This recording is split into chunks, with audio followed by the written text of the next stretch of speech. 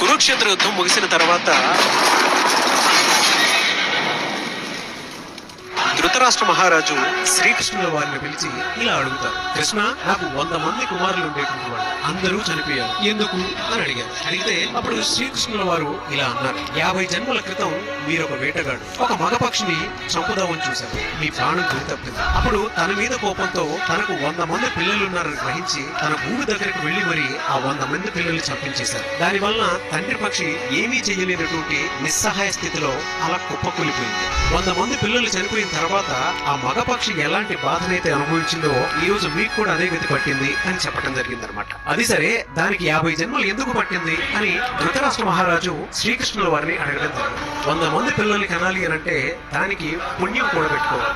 ఈ 50 జన్మల్లో మీరు ఆ పుణ్యం కూడబెట్టుకున్నారు, అందుకే మీకు 100 మంది పిల్లలు పుట్టారు అని అన్నారు. దీనికి సంబంధించి భగవద్గీతలో ఒక మాట ఉంటుంది, దహన కర్మలో గతి హీయం, చర్య మరియు ప్రతిచర్య చాలా సంక్లిష్టమైనది.